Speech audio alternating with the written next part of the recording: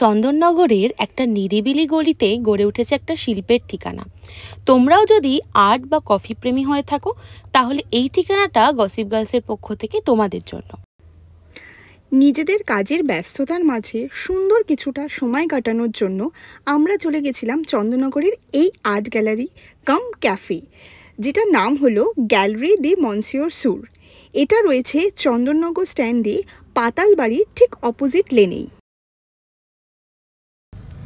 এখানে তোমরা নানান রকম বইয়ের কালেকশন থেকে শুরু করে পেন্টিংস আর স্কাল্পচারও দেখতে পাবে।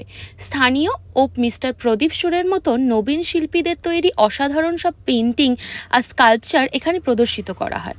আর সবথেকে বড় কথা, তোমরা চাইলে কিন্তু সেগুলো কিনেও নিতে পারো তোমাদের বাড়ির শোভা বাড়াতে।